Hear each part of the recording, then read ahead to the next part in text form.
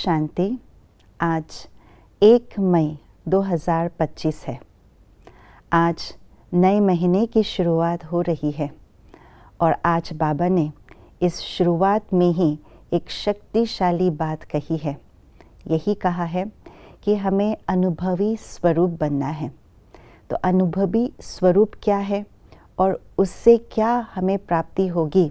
आइए आज का स्लोगन हमें इस बात को स्पष्ट समझा रहे हैं, इस बात को समझते हैं।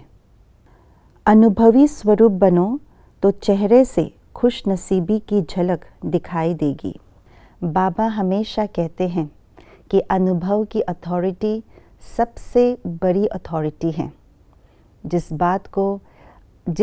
बात में अनुभव की अथॉरिटी प्राप्त की है, उस बात में वे कभी हिलेंगे नहीं, डोलेंगे नहीं, परंतु सदा विजय का झंडा लहराता हुआ उनके समक्ष दिखाई पड़ेगा। इसलिए बाबा कहते हैं अनुभवी स्वरूप बनो या अनुभवी मूर्त बनो।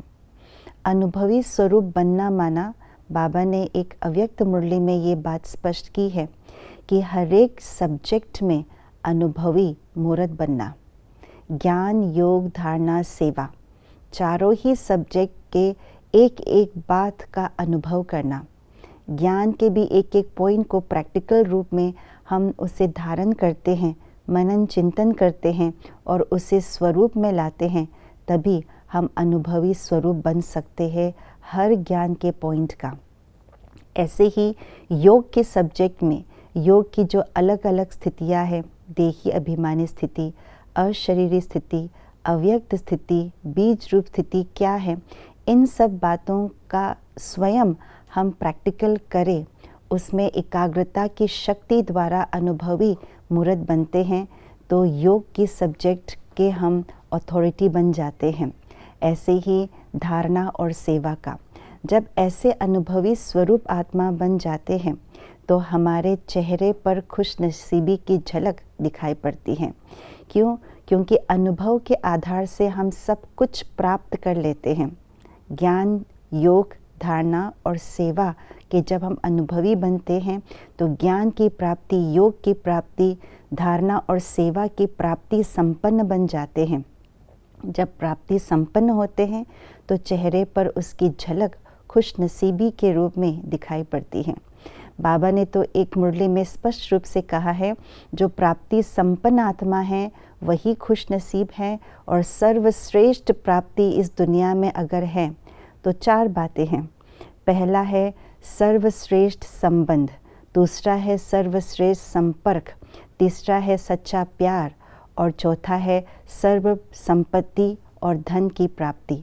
तो जब हम सर्व प्रकार के अनुभव से संपन्न मूर्त बन जाते हैं तो बाबा के साथ सर्व संबंधों का अनुभव होता है।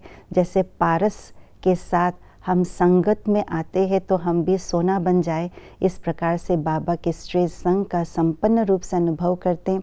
श्रेष्ठ संपर्क माना सदा बाबा साथ है, कंबाइंड रूप है, इसका अनुभवी मूर्त बनते। और सच्चा स्नेह, परमात्म स्नेह सर्वश्रेष्ठ सच्चा स्नेह है, उस स्नेह का अनुभवी बनते। और साथ साथ लास्ट में सर्व संपत्ति के अधिकारी भी बनते हैं, तभी चेहरे पर खुश नसीबी की झलक दिखाई पड़ती है।